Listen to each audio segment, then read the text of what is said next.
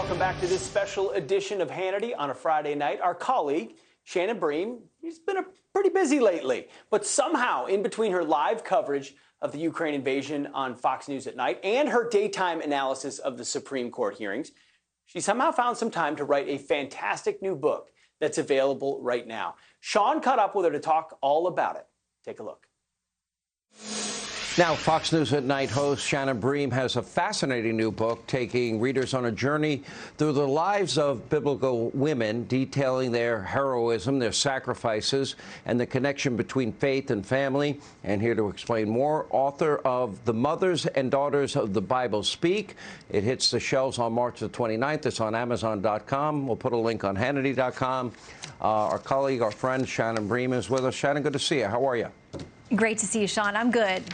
You know, I look at what's going on in Ukraine, and you see the vital role that women are playing. For example, they're taking the children to border countries. They're taking the brunt of taking care of the family, and the men are going back and fighting. In World War II, a very similar story. As my dad fought in the Pacific for 4 years, but if it weren't for everyone else, including every able-bodied man and woman working in factories and building the munitions needed in the field of battle, they wouldn't have been able to win. It's the same. Those lessons are reinforced in this book. Mm-hmm. Yeah, they are, because we see over time that women have been called to step in many times to be brave, to be bold. Men, of course, throughout the Bible, too. But we see the strength of mothers and their commitment to their children. The book starts with the story of Jochebed, who's the mother of Moses, and her daughter Miriam. They're the mother-daughter pair that kick us off, and they were so brave, because you think about it, Jochebed was a slave woman. She was oppressed, and there was an order that went out that every mother that had a baby, if it was a boy, it immediately had to be killed. And she said no. I mean, she had no choice and control in her life, but she made that very brave choice. And she and her daughter together saved and hid Moses until he was able to go on to a destiny that changed the world. Well, explain the rest of that story and what they did with the baby Moses and how he was literally put in like a mini boat and sent down the river. Yes. Exactly. And the crazy thing is, he was supposed to be thrown into the river to be killed, the River Nile. That's where all the baby boys were supposed to go. But after she hid him for some months, Jochebed said, all right, I got to have faith and send this little boy out. She created like a little mini ark for him, a little waterproof bin that she put him in.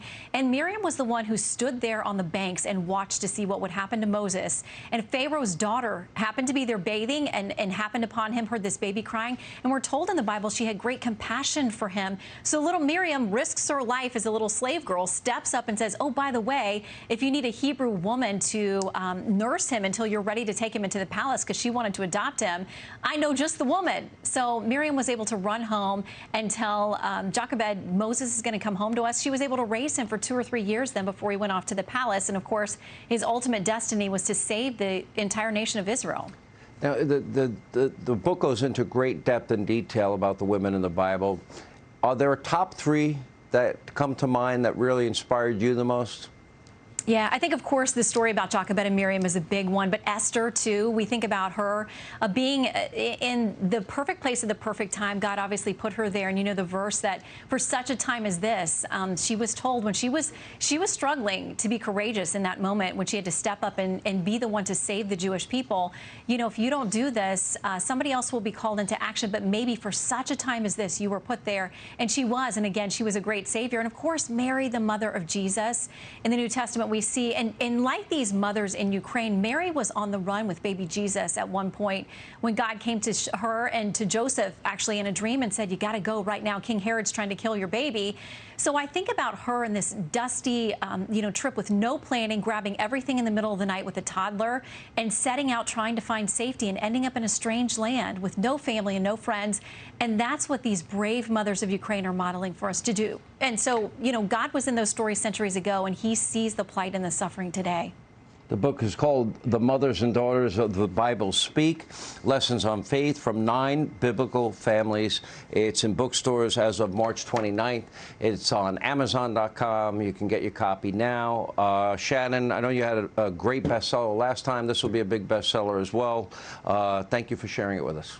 Thank you, Sean. Thank Thank you, Sean, and congrats, Shannon, on the book. And next week, there will be a Fox Nation special on Shannon's book. It's called The Mothers and Daughters of the Bible Speak, Lessons on Faith from 9 Biblical Families. Make sure to check that out. Hey, Sean Hannity here. Hey, click here to subscribe to Fox News YouTube page and catch our hottest interviews and most compelling analysis. You will not get it anywhere else.